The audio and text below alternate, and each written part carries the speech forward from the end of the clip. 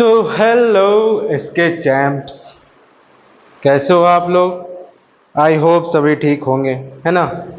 तो हम लोग आज क्या पहला पढ़ने का प्लानिंग की है।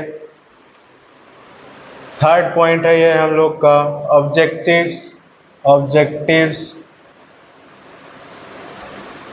ऑफ अकाउंटिंग, है ना।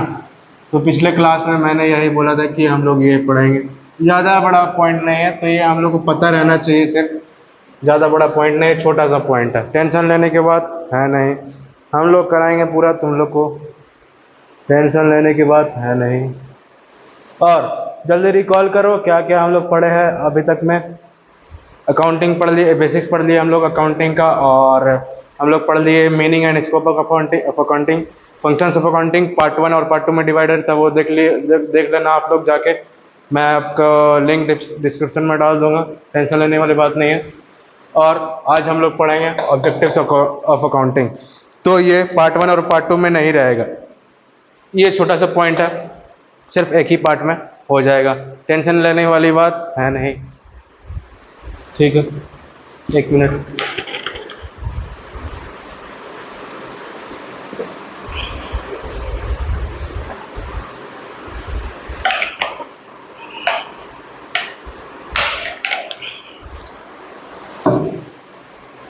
तो बच्चों, मेरे प्यारे बच्चों, देखो ऑब्जेक्टिव्स ऑफ अकाउंटिंग छोटा सा पॉइंट है ये। पहला पॉइंट लिख लो, ऑब्जेक्टिव्स ऑफ अकाउंटिंग का मतलब क्या है कि हम लोग क्यों करते हैं अकाउंटिंग। जब हम लोग कर रहे हैं अकाउंटिंग, ठीक है, अकाउंटिंग तो कर रहे हैं हम लोग, लेकिन क्यों कर रहे हैं हम लोग अकाउंटिंग, तो उसको ऑब्जेक्टिव्स ऑफ अकाउंटिंग बोल रहे हैं हम लोग। ठीक है, ठीक है सर।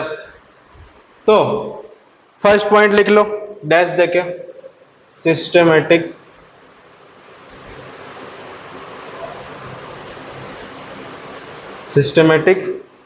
Recording of transactions.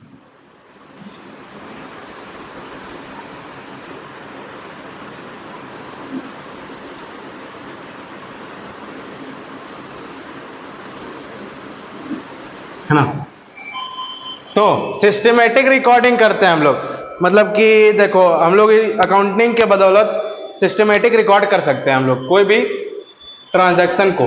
जैसे कि हम लोग कोई भी माल बेचे खरीदे, तो हम लोग सिस्टमेटिक रिकॉर्ड करेंगे ना कि हम लोग पहले बैलेंस शीट बना लेंगे, तो ये कर लेंगे वो कर लेंगे पहले। तो हम लोग सिस्टम में चलते हैं, एक पहले जर्नल एंट्री करते हैं, फिर उसके बाद लेजर करते हैं, फिर उसके बाद ट्रायल बैलेंस करते हैं, फिर उसके बाद प्रॉफिट एंड लॉस अकाउंट बनाते हैं, फिर उसके बाद बनाते हैं बैलेंस शीट। तो हम लोग सिस्टमेटिक, हम लोग को करने में ये क्या करता है, अकाउंटिंग मदद करता है। सिस्टमेटिक करने में रिकॉर्डिंग हम लोग को अकाउंटिंग मदद करता है। ठीक है, ठीक है सर। और सेकेंड पॉइंट लिखो, सेकेंड पॉइंट में क्या होगा, ascertainment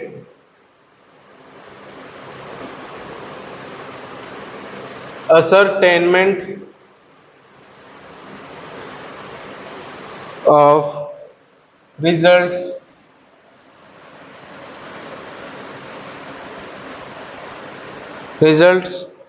and financial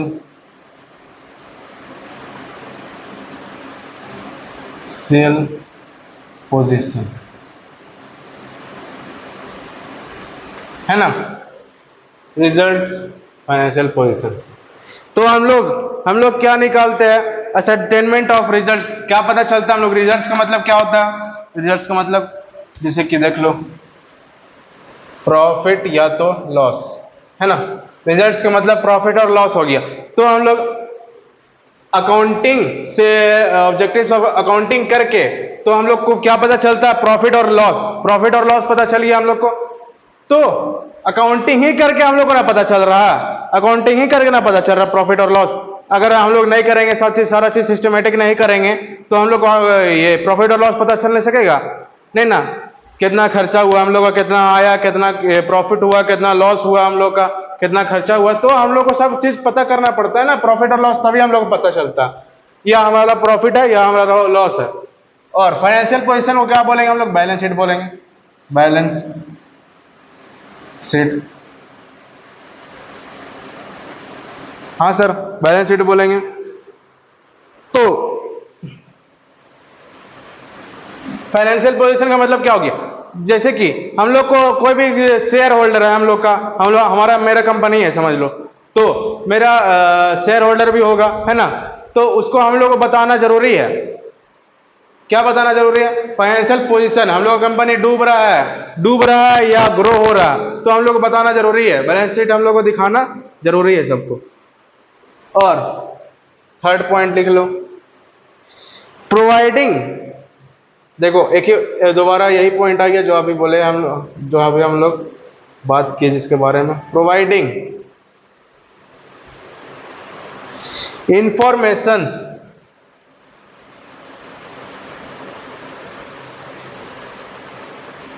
to the users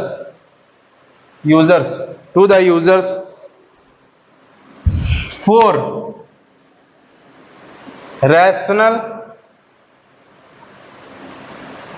decision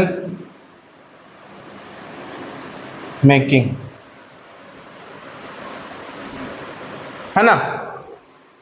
information हम लोग को देना पड़ता है किसको? यूजर्स को, जो हमारे शेयर होल्डर्स है ना, शेयर होल्डर्स को हम लोग को इंफॉर्मेशन देना पड़ेगा ताकि हम लोग का शेयर खरीदे या ना खरीदे।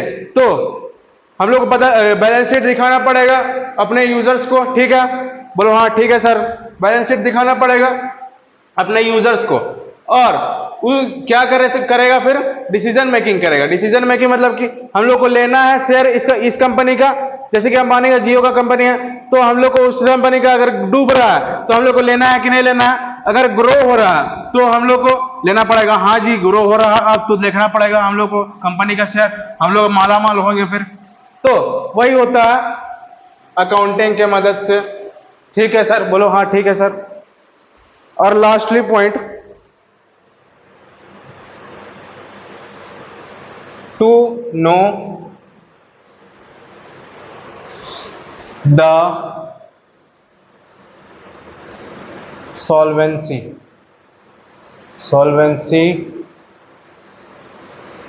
position। अब सॉल्वेंसी का मतलब क्या होता है तुम लोग बताओ हमको।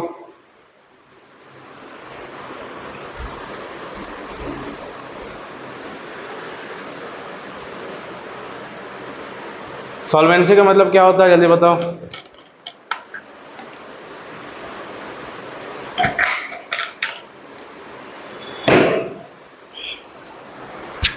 सॉल्वेंसी पोजीशन यानी कि हम लोग का माल बिक गया, ठीक है, माल बिक गया हम लोग का, जितना डब्बा था देखो, इतना डब्बा है, इतना डब्बा है, इतना डब्बा है, इतना डब्बा है, इतना डब्बा, हम लोग के पास इतना माल, इतना बिक गया, इसमें से बचा हम लोग के पास इतना।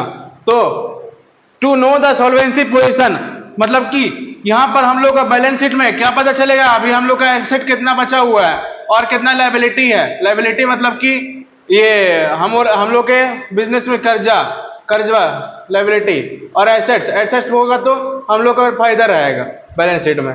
तो इतना बचा हुआ हम लोग का एसेट, ये स्टॉक बचा हुआ है इतना, तो उसको क्या बोलेंगे? Solvency position.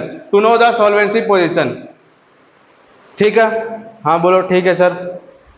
चलो, और इसके बाद हम लोग क्या पढ़ेंगे? तो इसके बाद हम लोग चौथा पॉइंट, कितना कौन सा पॉइंट चल रहा है हम लोग का अभी? हाँ थर्ड पॉइंट, फोर्थ पॉइंट, हाँ फोर्थ पॉइंट हम लोग पढ़ेंगे अब, इवोल्यूशन ऑफ अकाउंटिंग,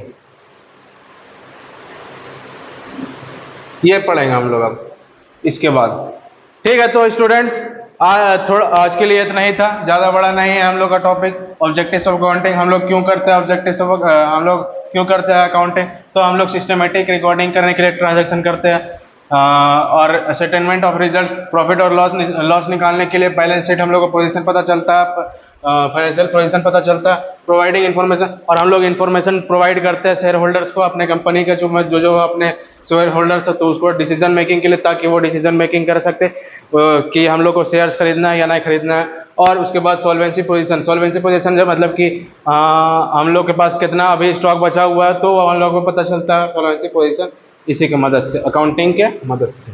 चलो आज के लिए इतना ही था, टेंशन लेने वाली बात नहीं। अगले हम लोग क्लास में बताएंगे क्या क्या होगा, हम लोग का इवोल्यूशन कैसे हुआ अकाउंटिंग का, कैसे कैसे आया, कैसे कैसे हुआ स्टार्ट हम लोग का अकाउंटिंग। तो आज के लिए इतना ही। जय हिंद, जय भारत।